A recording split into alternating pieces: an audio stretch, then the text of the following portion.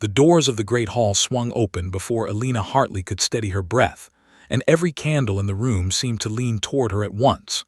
Marcus Ashford stood at the far end of the hall, dressed in deep blue velvet, his hand already reaching for another woman's fingers. Alina had crossed 3 counties for this night, carrying her family's hope in the folds of her traveling cloak, and now she watched that hope crumble in front of 200 guests. "Lords and ladies," Marcus announced, his voice steady and clear, "I present to you Lady Seraphina Blackwood, who will become my wife and the future Duchess of Ashford." A ripple of polite applause moved through the crowd. Alina felt her own hands go cold. She had known Marcus since she was a girl of 8, chasing him through the orchards of Ashford while their fathers discussed harvest prices over cups of warm cider. She had watched him grow from a quiet, serious boy into a serious, guarded man. She had believed, perhaps foolishly, that the understanding between their families meant something more than land and grain contracts. She had believed there was an unspoken promise waiting for her at the end of this journey. There was no promise. There was only Seraphina, tall and glittering in silver silk, smiling the practiced smile of someone who had never once doubted she would win. Alina's father, Lord Hartley, stood beside her, his jaw tight, his eyes fixed straight ahead as if refusing to see what everyone else in the room could clearly see. Whispers rose around them like smoke. "Isn't that the Hartley girl? They say she came all this way expecting a proposal. Poor thing, what a way to find out." Alina kept her spine straight and her chin level. She would not give the court the satisfaction of watching her break. She pressed her nails into her palm beneath the folds of her sleeve, a small private pain to keep the larger one from showing on her face. Marcus's eyes found hers across the hall just for a moment. Something flickered there, regret, perhaps, or discomfort, but it vanished as quickly as it appeared, swallowed by duty and the crowd pressing in around him with congratulations. He looked away first. That single look was almost worse than the announcement itself. It told her everything. He had known she was standing there. He had known what this moment would cost her. And still, he had chosen the woman who would bring him political alliances and a fortune in silver mines, rather than the woman who had loved him since childhood without asking for anything in return. Lord Hartley leaned close to his daughter's ear. "We should leave before the feast begins," he murmured. "There is no reason for you to endure this any further." Alina nodded, grateful for the excuse to move. They turned toward the doors, and for a moment it seemed the humiliation of the evening might simply end there, quietly, without further audience. But fate, it seemed, was not finished with her yet. "Lord Hartley, Lady Alina." The voice belonged to Margaret Ashford, the Dowager Duchess, Marcus's grandmother, a small silver-haired woman whose presence commanded more respect in that hall than any crown. She moved through the crowd with the ease of someone who had outlived every rumor and every scandal Ashford had ever produced. "Please, do not leave so soon." Lord Hartley bowed stiffly. "Your Grace, I believe my daughter has had enough excitement for one evening." Margaret's sharp eyes moved to Alina, studying her the way one might study a puzzle missing its final piece. "Walk with me a moment, child," she said, and though it was phrased as a request, it was clear to everyone present that it was not. Alina glanced at her father, who gave a small, resigned nod, and followed the Dowager Duchess through a side corridor away from the noise of the hall. The sound of celebration faded behind heavy oak doors until only the soft echo of their footsteps remained. "You loved him," Margaret said plainly once they were alone. It was not a question. Alina considered denying it out of pride, but something about the older woman's steady gaze made pretense feel pointless. "It does not matter now," she said instead. "He has made his choice." "He has made a political choice," Margaret corrected. "There is a difference, though my grandson does not yet understand it." She stopped walking and turned to face Alina fully. "Seraphina Blackwood brings silver and southern alliances. She does not bring wisdom, and she certainly does not bring warmth. I have watched that girl smile at everyone in this castle except the servants who bring her meals." Elena said nothing, unsure why the Duchess was confiding in her at all. "I have a proposal," Margaret continued. "Not the kind you came here hopping for, I imagine, but one that may serve you better in the end. Stay at Ashford, not as a guest and certainly not as anyone's rival. I need someone to oversee the tenant accounts and harvest records for the eastern villages. The current stewards are careless, and I suspect worse than careless. You have a sharp mind, Elena Hartley. I have watched you since you were a child, correcting your father's ledgers before you were old enough to understand what half the numbers meant. You want me to work for the man who just humiliated me in front of the entire court," Elena said, disbelief cutting through her careful composure. "I want you to prove something," Margaret said simply. "Not to him. To yourself and perhaps, eventually, to everyone else in this kingdom who believes a woman's worth begins and ends with a wedding ring." Elena's first instinct was to refuse. Pride urged her to walk out of Ashford Castle and never look back, to let Marcus and his silver-draped bride manage their own affairs while she rebuilt her dignity somewhere far away. But beneath the pride was something else, something quieter and more stubborn. A refusal to let this night be the last word on her story. "Why would you help me?" she asked. "Because I am old," Margaret said, a faint, knowing smile touching her lips, "and I have seen enough of this world to recognize the difference between a woman who glitters and a woman who endures. Ashford does not need more glitter, child. It has plenty already, and look how well that has served us tonight." Elena glanced back toward the great hall, where laughter and music still spilled through the closed doors. Somewhere in there, Marcus was likely accepting toasts to his engagement, unaware that the woman he had just cast aside was being offered a very different kind of future, one he could not yet imagine. "I will need to speak with my father," Elena said finally. "Of course," Margaret replied, "but do not take too long deciding. Opportunities like this do not wait patiently, and neither, I suspect, do you." That night in the modest guest chamber assigned to the Hartley family, Elena sat by the window long after her father had fallen asleep, staring out at the dark shapes of the orchard trees she had once climbed as a careless, hopeful girl. The humiliation of the evening still burned in her chest, sharp and raw, but underneath it, something new was beginning to take shape. Margaret's words echoed in her mind. A woman who endures. She thought of the villages beyond the castle walls, the tenants who worked the fields through every season regardless of who sat at the head table during a feast. She thought of the stewards Margaret had mentioned, careless or worse, and wondered what exactly that meant for the people who depended on fair management for their survival through the coming winter. By morning, she had made her decision. Her father was not pleased. "You would stay here in this castle, working beneath the very man who chose another woman over you?" he asked, packing the small chamber as dawn light crept through the shutters. "Elena, think of what people will say." "Let them say what they wish," Elena answered, folding her traveling cloak with steady hands. "They were already saying plenty last night, and I did nothing but stand still and let them look at me. I am tired of being looked at, father. I would rather be useful." Lord Hartley studied his daughter for a long moment, and something in his expression softened, though worry remained etched across his features.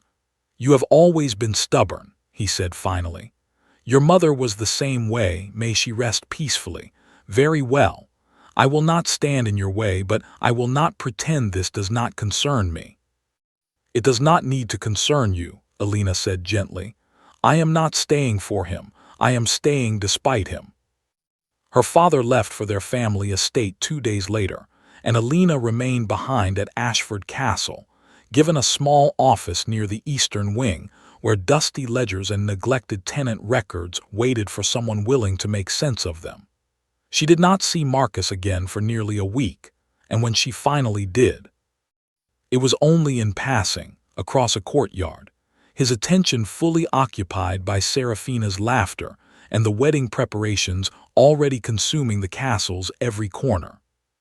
He did not ask why she had stayed. Perhaps he assumed she had simply gone home with her father, one more disappointment quietly absorbed into the routine business of the court. Alina did not correct the assumption. Let him believe what he wished. She had far more pressing matters to attend to than his notice. The first ledger she opened told her almost everything she needed to know about how Ashford's eastern villages had truly been managed. Numbers did not lie, even when the men recording them clearly hoped no one would ever look closely enough to notice the gaps. Grain shipments recorded as delivered did not match what tenants had actually received. Rent collections showed sums far higher than what any modest farming family could reasonably afford, and yet strangely, the difference between what was collected and what reached the castle treasury never quite added up. Someone, somewhere between the villages and Ashford's counting house, was taking more than their fair share, and doing so quietly enough that no one in power had bothered to check. Alina sat back in her chair, the candle beside her burning low, and felt something shift inside her chest. The humiliation of the great hall still lingered, a bruise she suspected would take a long while to fade entirely. But here, in this small, dusty office surrounded by numbers no one else had cared to examine, she felt something she had not expected to feel again so soon. She felt purpose. Whatever Marcus Ashford believed he had chosen when he turned towards Seraphina Blackwood in front of the entire court, he had not yet realized what he had left standing quietly in the shadows behind him. Alina closed the ledger, extinguished her candle, and began planning her first quiet correction to the accounts, certain that whatever came next, she would not be returning home with empty hands. The eastern villages of Ashford stretched across a wide valley of wheat fields and stone cottages, and Alina visited them for the first time on a cold morning in early autumn, wrapped in a plain wool cloak that gave no hint of her connection to the castle. She had chosen to come alone, without escort, believing that tenants would speak more freely to a stranger than to anyone wearing the Ashford crest. The village of Millbrook was the first stop on her list, a small cluster of homes surrounding a mill that had, according to the ledgers, produced steady grain yields for the past 3 years. Yet when Alina walked through the muddy lanes between houses, she saw thin children watching her from doorways and empty storage sheds that should have been full this close to harvest season. An older woman sweeping her front step paused when Alina approached. "You're not from around here," the woman said, eyeing Alina's fine boots beneath the plain cloak. "My name is Alina. I work with the castle's accounts," Alina said carefully, choosing her words to invite conversation rather than suspicion. "I wanted to see the villages myself, rather than only reading about them on paper." The woman's expression shifted, something between hope and wariness crossing her weathered face. "Paper," she repeated, almost bitterly. "Paper says we had a good harvest last year. Paper says our rents are fair. Paper does not fill an empty larder in the middle of winter." "Tell me," Alina said gently. "Please, I want to understand." The woman's name was Agnes, and once she began speaking, the words poured out of her like water breaking through a dam that had held too long. She spoke of steward Tobias Grant, who collected rents twice a year, and always seemed to find some new fee or fine to add to the total. She spoke of grain shipments that arrived smaller than promised, of promises made and quietly broken, of families forced to sell livestock they could not afford to lose simply to meet demands that grew heavier each season. "We used to bring our concerns to the castle," Agnes said, "but nothing ever changed. Eventually people stopped trying." By the time Alina left Millbrook that afternoon, her mind was already racing through the numbers she had reviewed in her office, matching Agnes's account against the discrepancies she had noticed in the ledgers. It was no longer a puzzle of misplaced numbers. It was a pattern, deliberate and cruel, and it stretched across every village under Tobias Grant's management. She visited 3 more villages over the following days, each time hearing variations of the same story: overcharged rents, shrinking grain deliveries, families quietly suffering while the numbers on paper insisted everything remained fair and steady. By the end of the week, Alina understood she was looking at more than simple carelessness. Someone was profiting deliberately from the suffering of people who had no power to challenge him. Returning to the castle, she brought her findings directly to Margaret Ashford rather than to Marcus, uncertain whether he would even take the concerns of a woman he barely acknowledged seriously. Margaret listened without interrupting, her expression growing sterner with each detail Alina described. When Alina finished, the Dowager Duchess sat quietly for a long moment, her fingers drumming softly against the arm of her chair. "Tobias Grant has served this house for over a decade," Margaret said finally. "My grandson trusts him completely, which is precisely the problem. Marcus is consumed with matters of state and his upcoming marriage. He has not looked closely at his own villages in years, and Grant has clearly taken full advantage of that inattention." "What would you have me do?" Alina asked. "For now, nothing that draws attention," Margaret said. "If you move too quickly and too publicly, Grant will simply hide his tracks better, or worse, turn his influence against you before you have proof strong enough to remove him. Continue your work quietly. Correct what you can without raising alarm. Build your evidence carefully. When the moment comes, we will need undeniable proof, not simply the word of a woman most of this court already considers dismissed and forgotten." Alina understood the wisdom in this advice, even as frustration simmered beneath her patience. She began working long hours into the night, cross-referencing years of ledgers against tenant testimonies she collected during careful, unofficial visits to the villages. Slowly, a clear picture emerged. Grant had been skimming a portion of every rent collection and every grain shipment for years, small enough amounts to avoid obvious detection, but consistent enough to accumulate into a significant fortune hidden somewhere beyond the reach of Ashford's official accounts. While Alina worked in the shadows, life at the castle continued its glittering pace above her. Seraphina Blackwood settled comfortably into her role as the future Duchess, hosting elaborate dinners and commissioning new gowns from tailors brought in from the capital. She was, by every outward measure, exactly what a court expected from a future Duchess: elegant, well-spoken, and utterly at ease among nobility. But Alina noticed things others seemed to overlook. Seraphina rarely asked questions about the villages or the people who worked Ashford's lands. When tenant representatives occasionally requested an audience to discuss concerns, Seraphina found reasons to be elsewhere, leaving such matters to stewards like Grant, whose reports always painted a picture of contented prosperity. She treated the servants within the castle with a coolness that bordered on disdain, correcting their mistakes sharply and rarely offering thanks for their efforts. Alina began quietly implementing small corrections within her limited authority. She adjusted grain allocation records to ensure villages received their properly promised shipments, framing the changes as simple accounting corrections rather than deliberate challenges to Grant's authority. She settled several tenant disputes herself, using her position within the castle's administrative offices to grant modest but meaningful concessions on rent timing during a particularly difficult harvest season. She did this all without formal permission, relying on the quiet authority Margaret's endorsement lent her, and the fact that few within the castle bothered to scrutinize the daily decisions of an unmarried woman working in a dusty back office. Word began to spread through the villages, slowly at first, then with growing warmth. Families spoke of a woman from the castle who listened when they described their hardships, who somehow managed to correct unfair charges without demanding anything in return. They did not know her full name at first, only that she wore a plain cloak and asked careful questions and seemed, unlike anyone else associated with the castle, to genuinely care about their well-being. "They call her the lady who listens," Agnes told a neighbor one afternoon, unaware that word of this small nickname would eventually travel further than anyone expected.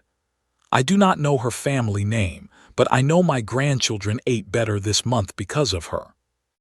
Marcus, meanwhile, remained largely unaware of the quiet transformation occurring beneath the surface of his duchy's administration. His days filled with political meetings, correspondence with allied houses, and increasingly elaborate wedding preparations that Serafina seemed to relish more than any conversation about governance.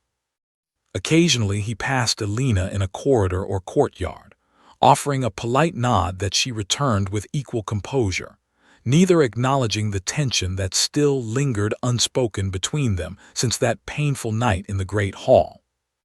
One afternoon, however, circumstances forced a rare direct conversation between them. Alina had been summoned to review certain harvest tax figures with the castle's treasurer, and Marcus happened to be present, reviewing separate matters of regional taxation for the king's upcoming assessment. "Lady Hartley," Marcus said, somewhat stiffly, clearly caught off guard by her presence in a meeting he had not expected her to attend. "I understood you had returned home with your father." "I chose to remain," Alina replied evenly, keeping her attention on the documents before her rather than meeting his gaze directly. "Your grandmother offered me a position managing certain tenant accounts. I accepted." Something flickered across Marcus's face, surprise perhaps, or discomfort at the reminder of how their last significant encounter had ended. "I was not aware," he said carefully.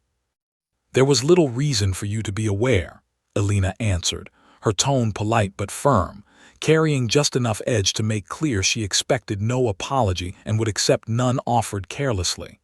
"My work here does not require your attention, Your Grace, only your grandmother's." The treasurer, sensing the tension crackling quietly between them, cleared his throat and redirected the conversation toward the tax figures at hand. Alina answered each question with precise, confident detail, correcting 2 errors in the treasurer's own calculations along the way. Marcus watched her with an expression she could not quite read, something between reluctant respect and quiet reassessment, as though seeing her for the first time not as the woman he had rejected, but as someone whose competence he had never bothered to notice. When the meeting concluded, Marcus lingered a moment longer than necessary. "Your corrections to the harvest tax figures were accurate," he said. "More accurate than my own treasurer's original numbers, in fact." "I am fond of accuracy," Alina replied simply, gathering her papers. "It tends to matter a great deal to the people whose lives depend on these numbers being correct." She left the room before he could respond further, leaving Marcus standing quietly amid the scattered papers of a meeting that had, for reasons he could not entirely articulate, unsettled him more than any political negotiation he had faced that season. Winter arrived early that year, harsher and more unforgiving than anyone at Ashford Castle had anticipated. The first heavy snows fell weeks ahead of schedule, burying fields that had not yet fully completed their harvest and threatening the grain reserves that villages depended on to survive the coldest months. Alina watched the weather with growing unease, aware from her ledgers that the reserves Tobias Grant had reported as sufficient were in reality considerably thinner than his numbers suggested. She brought her concerns once more to Margaret, this time with a tone of genuine urgency. "If the reserves are as depleted as I believe them to be, several villages will face serious hardship before spring arrives. We need to act now, while there is still time to redistribute what supplies remain and request additional grain from neighboring estates." Margaret's expression grew grave as she reviewed Alina's calculations. "You believe this is deliberate on Grant's part?" "I believe he has been selling excess grain quietly for his own profit for years, confident that mild winters would prevent anyone from noticing the shortfall," Alina said. "This winter will not be mild, and the people in those villages will suffer the consequences of his greed unless someone intervenes." "Then we intervene," Margaret said firmly. "Quietly, but immediately. I will not wait for Marcus to notice what has been happening beneath his own roof while children go hungry in his name." Alina felt a surge of determination steady her resolve. Whatever remained unresolved between herself and Marcus, whatever humiliation still lingered from that first devastating night, she had found something within Ashford's walls that mattered far more than wounded pride. She had found people who depended on her, quietly and without ceremony, and she did not intend to fail them now that the true test of the coming winter had finally arrived.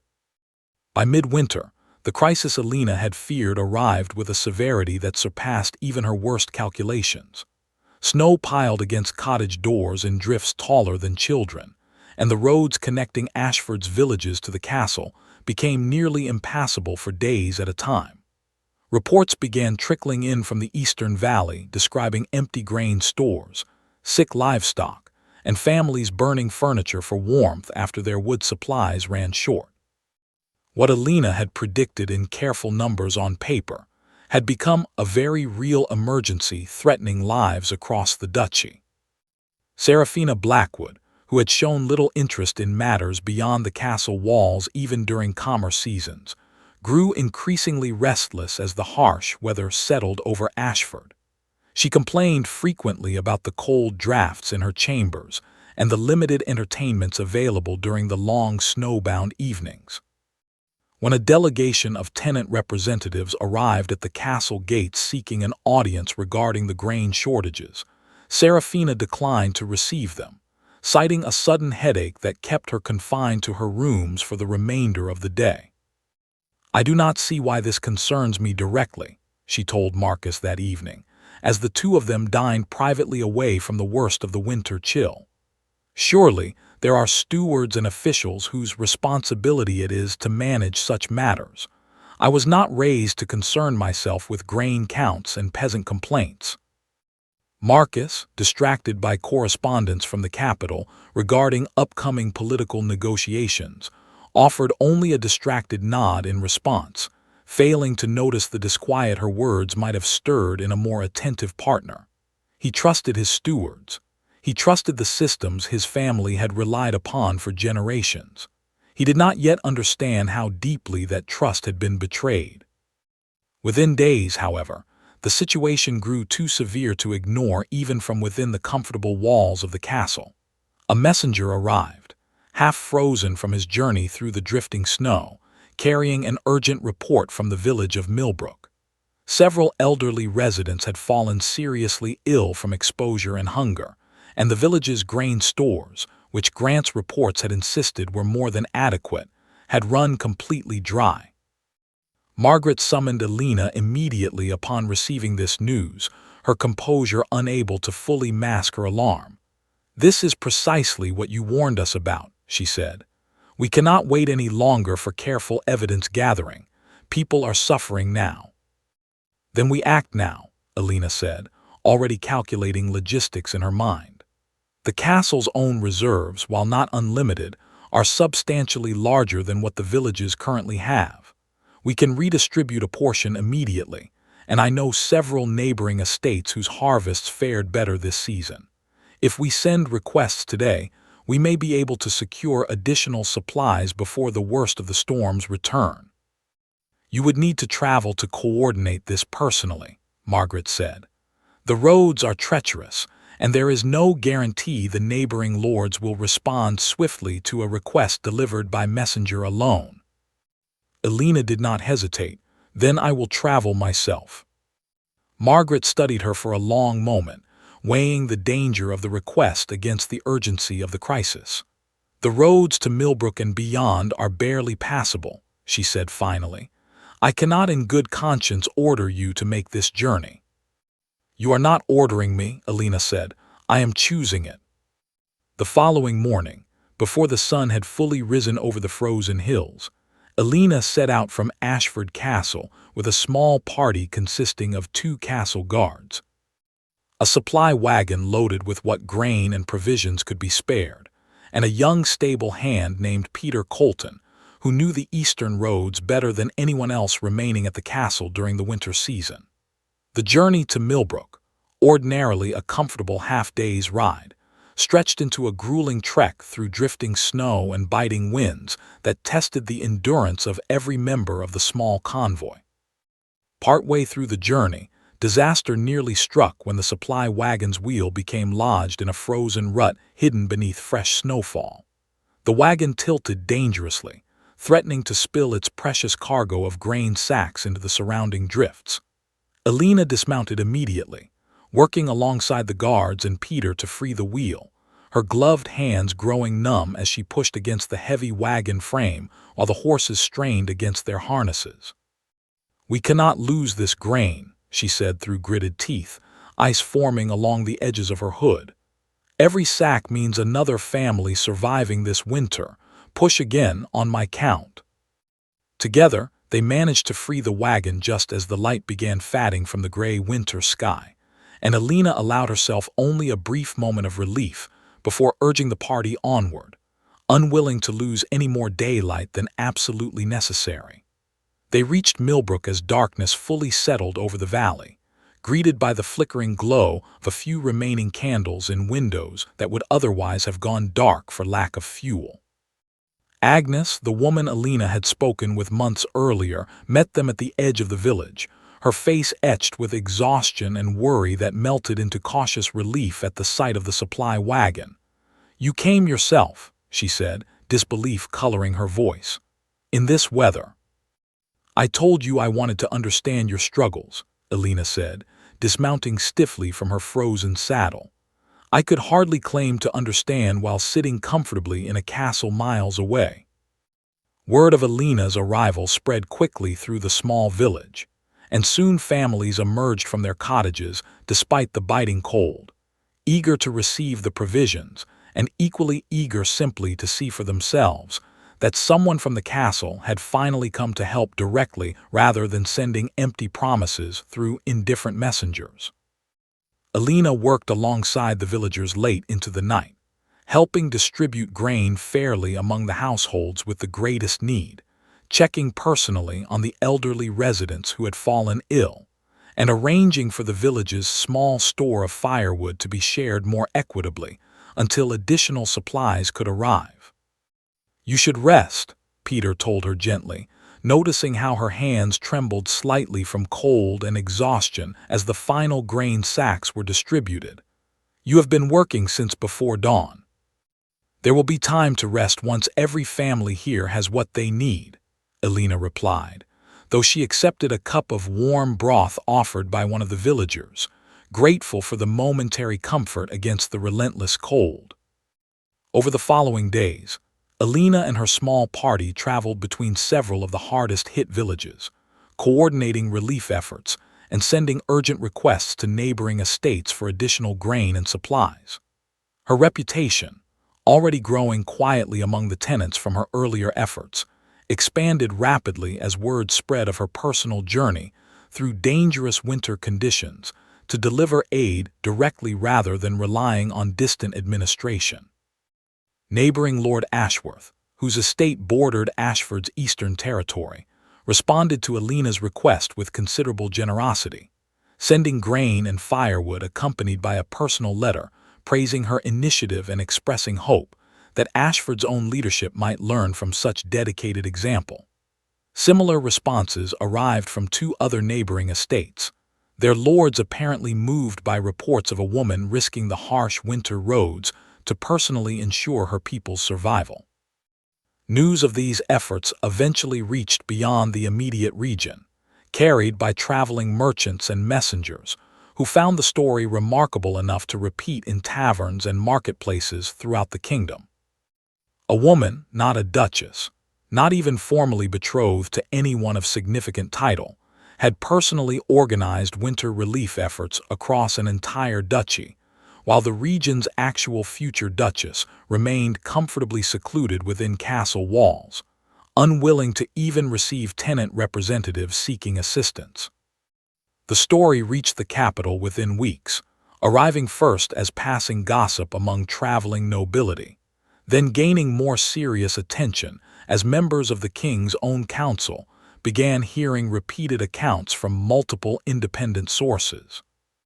Petitions began arriving at the royal court from village representatives throughout Ashford's eastern territories, praising the woman who had saved their communities from what might otherwise have been a devastating winter, while simultaneously questioning, delicately but unmistakably, the judgment and priorities of the woman set to become their future duchess. William Carver, a senior advisor within the king's council known for his careful attention to matters of regional stability, brought these petitions directly to the king's attention during a routine assessment of the kingdom's various territories.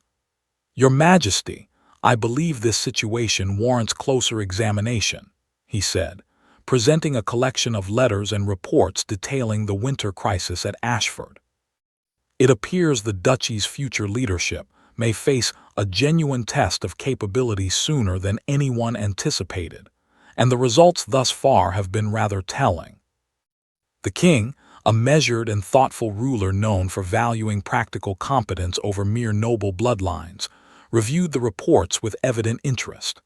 "This woman, Alina Hartley," he said, studying one particular petition describing her journey through dangerous winter roads. "She holds no significant title, yet she has apparently accomplished what an entire duchy's administration failed to manage on its own."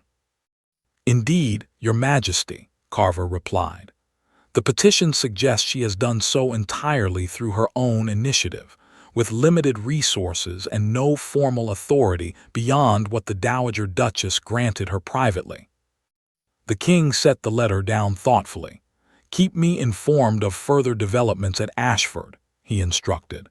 "A duchy's stability affects the stability of this entire kingdom, and I confess I am curious to see how this particular situation unfolds." Back at Ashford, unaware of the growing attention her efforts had attracted within the capital's highest circles, Alina continued her relief work through the remaining weeks of the harsh winter, exhausted but resolute, focused entirely on ensuring her people survived the season rather than any recognition her efforts might eventually earn. She had not set out to prove anything to Marcus, to Seraphina, or to the kingdom watching from a comfortable distance. She had simply refused to stand by, while people she had come to care for suffered unnecessarily. But whether she intended it or not, her quiet determination during that brutal winter had set something significant into motion, something that would soon reach far beyond the snow-covered fields of Ashford's eastern valley and directly into the heart of the castle itself. Marcus first learned the true scope of the winter crisis not from his own stewards, but from a letter forwarded by Lord Ashworth, thanking him for the resourcefulness of the remarkable young woman managing Ashford's eastern relief efforts. Confused, Marcus read the letter twice, uncertain who Ashworth could possibly mean, before finally seeking out his grandmother for an explanation. Margaret did not soften the truth when he asked. "Alina Hartley has spent the better part of 2 months traveling between your eastern villages in the worst winter conditions this region has seen in a decade, personally organizing relief that your own stewards failed to provide," she said, watching her grandson's expression shift from confusion to something closer to alarm. "While your intended bride declined to receive tenant representatives seeking help, Alina rode through snow storms to deliver grain herself." "Why was I not informed of any of this?" Marcus demanded, though even as he spoke the words, he suspected he already knew the answer. He had been consumed with matters of state, with wedding preparations, with the comfortable assumption that his lands were being managed competently in his absence. He had not thought to ask deeper questions. "You were informed, in a manner of speaking," Margaret replied evenly. "Alina brought her concerns about Tobias Grant's mismanagement to me months ago. I advised her to proceed carefully while we gathered sufficient evidence. I did not anticipate the winter would arrive so severely, nor that the crisis would demand such immediate personal sacrifice on her part." Marcus sat down heavily, the full weight of the situation settling over him. "Tobias Grant has served this house for over a decade. Are you certain of these accusations?" "Alina's evidence is thorough and precise," Margaret said. "I suggest you see it yourself before deciding what you believe." That same day, Marcus rode out from the castle for the first time in months to witness the eastern villages directly, accompanied only by a small guard escort, driven by a growing unease he could no longer ignore. The journey, though considerably easier than Alina's original winter trek now that the worst storms had passed, still carried him through landscapes marked by the visible scars of hardship. Thin livestock, repaired roofs patched hastily against snow damage. Children who watched his approach with cautious curiosity, rather than the easy familiarity he remembered from childhood visits to these same villages years earlier. He found Alina in Millbrook, standing in the village square reviewing supply distributions with Agnes and several other village representatives, her cloak plain and travel-worn, her manner brisk and businesslike as she checked figures against a ledger she carried personally rather than trusting to memory. She looked up as he approached, surprise flickering briefly across her features before settling into the same careful composure she had maintained since that painful night in the Great Hall months earlier. "Your Grace," she said, straightening, "I was not expecting a visit from the castle."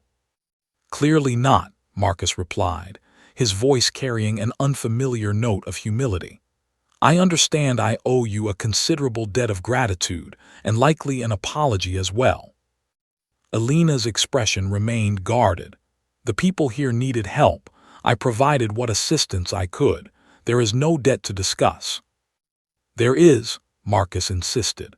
"My grandmother has shown me your findings regarding Tobias Grant, the discrepancies in the grain shipments, the excessive rent collections. I have been blind to matters happening directly under my own authority, and you have quietly corrected what I should have noticed myself long ago." Agnes, standing nearby, spoke up before Alina could respond. "Begging your pardon, Your Grace, but this lady rode through the worst storm this valley has seen in years to bring us grain with her own hands. She did not wait for anyone's permission or approval. She simply came." Marcus looked at Alina with an expression she had not seen from him before, something between genuine respect and quiet shame. "I owe you far more than an apology," he said. "I owe you the acknowledgement that you have managed my duchy's welfare better than I have managed it myself." Alina allowed herself a measured response, unwilling to let his sudden attention undo months of careful, independent effort. "I did not do this to earn your acknowledgement, Your Grace. I did it because these people deserved better than what they were receiving." "I understand that," Marcus said, "and I intend to see that Tobias Grant answers formally for what he has done. I would also like to understand more fully what other corrections you believe this duchy requires." Their conversation, still somewhat stiff and formal, marked the beginning of a shift neither of them fully anticipated. Over the following weeks, Marcus began consulting Alina directly on matters of tenant welfare and estate management, gradually recognizing the depth of her understanding regarding issues he had previously left entirely to stewards and officials. Tobias Grant, confronted with the substantial evidence Alina had compiled, was formally removed from his position, his hidden fortune traced and largely recovered to be redistributed among the very villages he had exploited for years. News of Grant's removal and the accompanying revelations spread quickly through Ashford's territories, further cementing the growing reputation of the woman who had first exposed his wrongdoing, and then personally ensured the villages survived the crisis his greed had helped create. Tenant leaders throughout the duchy began referring to Alina with increasing openness as someone whose judgment and dedication surpassed what they had witnessed from the castle's more prominently titled residents. Serafina, who had remained largely secluded during the worst of the winter crisis, citing various ailments and discomforts, returned to more visible castle life once the weather improved, only to find herself confronted with a very different atmosphere than the one she had left behind. Whispers followed her through corridors that had once buzzed only with admiration for her elegant presence.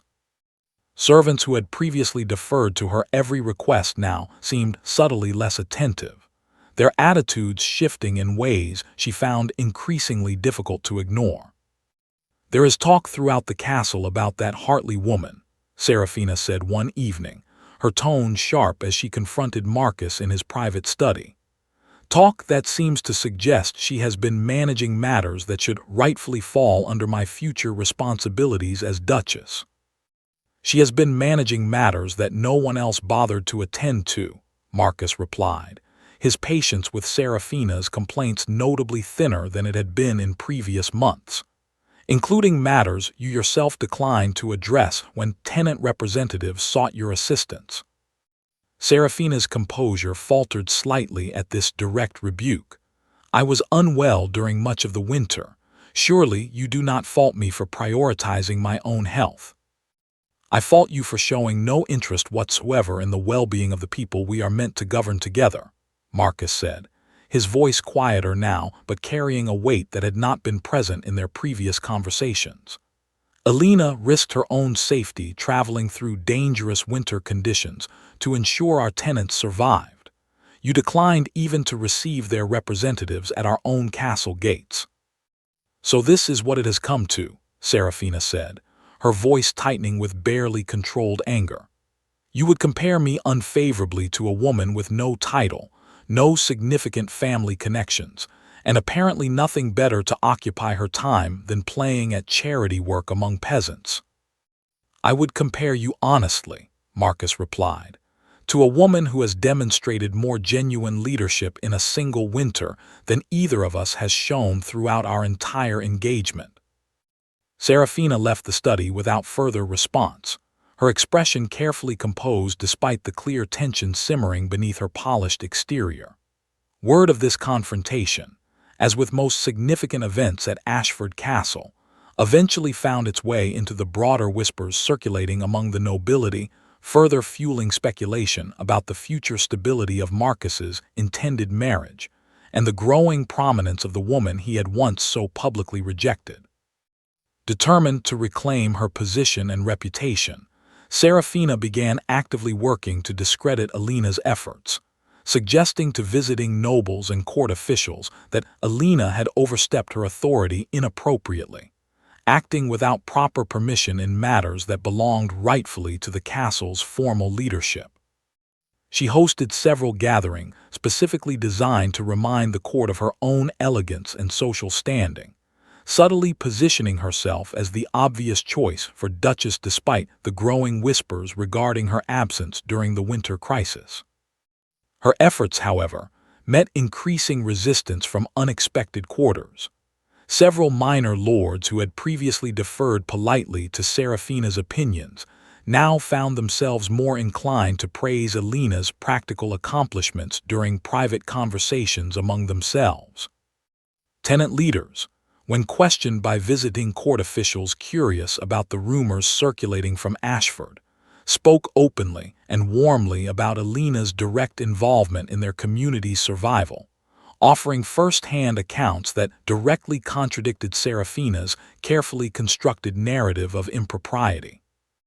The situation reached a critical point when William Carver himself arrived at Ashford Castle, sent by the king to conduct a formal assessment of the duchy's stability following the concerning reports that had reached the royal court throughout the winter months. His arrival signaled that what had begun as quiet castle gossip had now become a matter of genuine interest to the kingdom's highest governing authority, setting the stage for a reckoning that would determine far more than simply who managed Ashford's tenant accounts. William Carver arrived at Ashford Castle on a crisp morning in early spring, his formal carriage bearing the royal seal announcing to everyone within the courtyard that this was no ordinary visit. Marcus received him personally, aware that whatever assessment Carver intended to conduct would carry significant weight in determining how the capital viewed both his leadership and his upcoming marriage. I trust you understand the nature of my visit, Carver said, once formal greetings had concluded and the two men sat privately in Marcus's study. The petitions reaching the king's court throughout this winter have raised legitimate concerns regarding this duchy's stability and leadership. I am aware of the situation, Marcus replied, choosing honesty over defensiveness. I have already taken steps to address the mismanagement that contributed to the crisis, including the removal of a steward whose corruption had gone unnoticed for far too long. I have heard as much, Carver said. I have also heard, quite consistently from multiple independent sources, that the person responsible for uncovering this corruption and organizing the subsequent relief efforts was not yourself, nor any official steward, but a woman named Alina Hartley, who holds no formal title within your administration. Marcus did not attempt to minimize the truth. That is correct. And I understand, Carver continued, that this same Alina Hartley was the woman you publicly rejected in favor of Lady Seraphina Blackwood at the very engagement announcement that began this entire chain of events. The room fell silent for a long moment. Yes, Marcus said finally, that is also correct. Carver studied him carefully. The king is not in the habit of interfering directly in matters of noble marriage, your grace. However, when the stability of an entire duchy appears increasingly connected to questions of leadership judgment, the crown takes appropriate interest. I would like to speak with Lady Alina directly, as well as with Lady Seraphina, before completing my assessment. Alina was summoned to the castle's formal receiving hall later that same day, uncertain what exactly Carver's visit intended to accomplish, but resolved to answer honestly whatever questions he posed. She found him waiting alongside Margaret, whose steady presence offered quiet reassurance amid the formality of the occasion. Lady Hartley, Carver said, rising as she entered, I have heard a great deal about your efforts this winter, both from official petitions and from private accounts offered by several minor lords whose territories border Ashford's eastern villages. I would appreciate hearing the full account directly from you. Alina recounted the events plainly, without exaggeration or false modesty, describing the discrepancies she had discovered in the tenant records, her subsequent visits to the villages, the growing evidence against Tobias Grant, and finally the desperate winter journey she had undertaken once the crisis reached its most dangerous point. She did not frame her actions as heroic, simply as necessary responses to circumstances that demanded immediate attention. Carver listened attentively, occasionally asking precise questions regarding specific details, clearly cross-referencing her account against the various reports and petitions he had already reviewed. When she finished, he sat quietly for a moment before speaking again. Your account matches every independent report I have gathered, down to remarkably specific details, he said. I confess, Lady Hartley, I have rarely encountered such consistent and thorough evidence of genuine leadership from someone holding no formal administrative title. I did what circumstances required, Alina said simply, nothing more. That is precisely what concerns me, Carver replied, and precisely what impresses me. Leadership, in my experience, is rarely measured by title alone. It is measured by what a person does when circumstances demand action, regardless of whether recognition or reward awaits them afterward. Seraphina's interview with Carver, conducted later that same afternoon, proceeded rather differently. When questioned about her absence during the winter crisis and her refusal to receive tenant representatives seeking assistance, she offered explanations regarding poor health and unfamiliarity with matters she considered beneath her intended role as Duchess. Surely, she said, her composure beginning to show visible strain under Carver's measured but persistent questioning, a Duchess is not expected to personally travel through dangerous winter storms delivering grain like a common merchant. There are stewards and officials for such tasks. Indeed there are, Carver replied evenly. Yet in this particular instance, those stewards proved corrupt and negligent, and it fell to someone without any formal authority whatsoever to recognize the crisis and respond appropriately, while you, the duchy's intended future leader, declined even to acknowledge the concerns being raised at your own castle gates. Seraphina had no adequate response to offer. That evening, alone in her chambers, Seraphina found herself confronting an uncomfortable truth she had perhaps sensed building for months, but had refused to fully acknowledge. She had entered this engagement drawn by the promise of title, wealth, and political standing, without genuine consideration for the responsibilities such a position actually demanded. The winter crisis had exposed not simply a temporary lapse in judgment, but a fundamental mismatch between her own priorities and the genuine expectations of the role she had agreed to assume. Following morning, she requested a private audience with Marcus, her expression composed but her manner notably different from the confident elegance she had displayed throughout their engagement. "I have given this considerable thought," she said, once they were alone. "I do not believe I am suited to the life this position truly requires. I was drawn to the title and the standing it would provide, not to the responsibilities toward tenants and villages that apparently define genuine leadership within this duchy." Marcus, though not entirely surprised by her admission, felt an unexpected wave of relief accompany her words. "You are withdrawing from our engagement," he said, more statement than question. "I am," Serafina confirmed.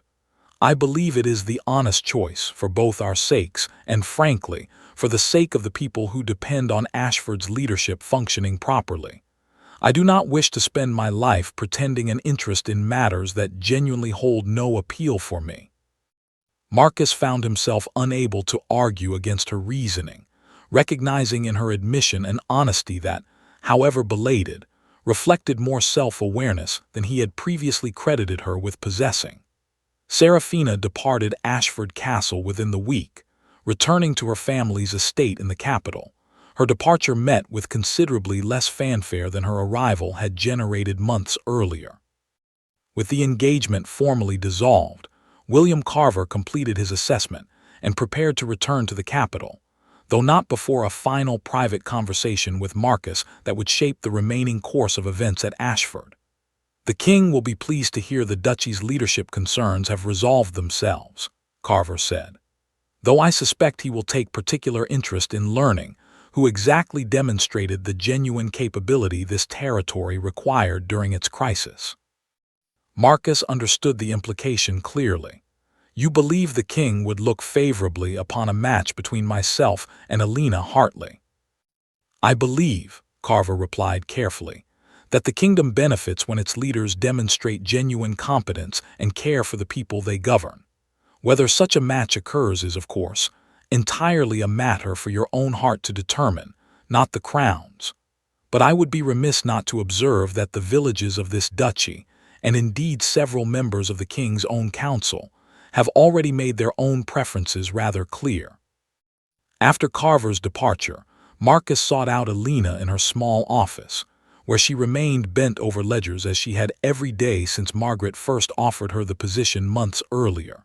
She looked up as he entered, her expression carrying the same careful composure she had maintained throughout their entire acquaintance since that painful night in the great hall. "Your Grace," she said, "is there something you require?" Marcus hesitated, uncertain how to begin a conversation he had rehearsed several times without finding words that felt adequate to the moment. "I owe you an apology," he said finally, "a genuine one, long overdue. I made a choice months ago based on political convenience rather than honest judgment, and in doing so, I dismissed someone whose worth I had simply failed to recognize." Alina set down her quill, studying him carefully. "You do not owe me an apology for choosing someone else, Your Grace. You owe me nothing at all in that regard. We were never formally promised to one another."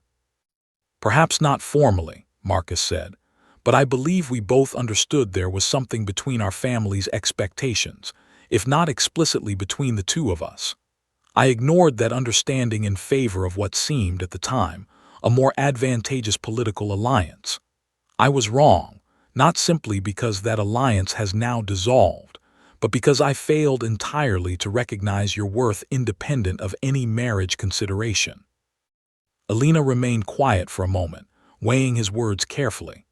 "I did not stay at Ashford to win you back, Marcus," she said, using his given name for the first time since her arrival, a small but significant shift in the formality that had governed their previous conversations. "I stayed because your grandmother offered me purposeful work, and because I discovered, quite unexpectedly, that I cared deeply for the people in these villages regardless of what happened between us personally." "I understand that," Marcus said, "and I am not here to ask you to forget the humiliation I caused you, or to pretend these months have not fundamentally changed how each of us understands the other. I am here simply to say that I see you now clearly for exactly who you are. Someone whose judgment, dedication, and genuine care for this duchy far surpasses my own, and someone I was foolish enough to overlook when it mattered most.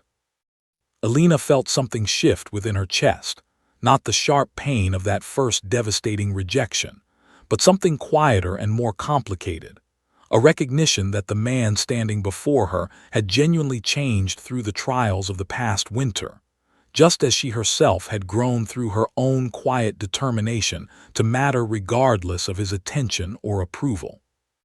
"What exactly are you asking of me?" she said finally. "Nothing you are not entirely free to refuse," Marcus said. "I am asking whether you might consider building something new between us, not based on political convenience or family expectation, but on genuine partnership and mutual respect, the kind you have already demonstrated toward this duchy's people throughout these difficult months." Alina did not answer immediately, taking time to consider not simply her feelings toward Marcus, but what such a decision would genuinely mean for her future, and for the work she had come to value so deeply. Finally, she spoke. "I will consider it," she said, "not because of any title it might bring, but because I have watched you change these past months in ways that suggest genuine growth rather than simple convenience. If we build something together, it must be built honestly, as equals working toward the same purpose, not as Duke and Duchess performing roles for the court's approval." "Agreed," Marcus said, relief and quiet hope evident in his expression for the first time in longer than either of them could easily recall. Their courtship, when it eventually became public knowledge, unfolded with considerably less ceremony than the original engagement announcement that had caused Alina such public humiliation months earlier. There were no grand declarations before assembled nobility, no glittering silks or calculated political statements. Instead, the relationship developed through shared work, continued visits to the villages together, and genuine conversations about the duchy's future that gradually deepened into something neither of them had originally anticipated finding again. When the formal announcement finally came, months later, it arrived not through elaborate court ceremony, but through a simple gathering that included tenant representatives from across Ashford's eastern villages, standing alongside the nobility who had once dismissed Alina so casually during that painful first evening. Agnes stood near the front of the modest crowd, her expression beaming with quiet pride as Margaret Ashford formally announced the upcoming marriage between her grandson and the woman who had, in the Dowager Duchess's own words, proven through action rather than mere title that she possessed exactly the judgment and character this duchy required.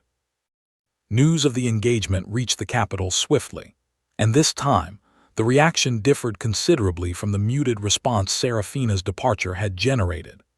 The king himself sent formal congratulations, along with a private note to William Carver expressing satisfaction that Ashford's leadership crisis had resolved itself so favorably, resulting in exactly the kind of genuine competence and care the kingdom's stability depended upon. The wedding itself, when it finally occurred the following spring, reflected the quiet partnership Alina and Marcus had built together rather than any grand political spectacle. Villagers from across the eastern territories traveled to witness the ceremony, standing alongside visiting nobility in a celebration that honored both tradition and the genuine bond that had developed between the couple through shared hardship and mutual respect. Alina Hartley, once publicly rejected in favor of a more politically advantageous match, stood now as Ashford's future duchess, not because of wealth or noble connections, but because the people she had served so faithfully throughout that brutal winter had recognized her worth long before the man she would eventually marry fully understood it himself. The kingdom, ultimately, had chosen her first, and Marcus, wiser now for the painful lessons of his earlier mistake, had simply followed where genuine leadership had already led. As the ceremony concluded and the modest celebration began, Margaret Ashford watched quietly from the edge of the gathering, satisfaction evident in her expression, as she observed the culmination of the quiet plan she had set into motion months earlier, on a night when a rejected young woman had stood alone in a crowded hall, uncertain whether her story had already reached its ending.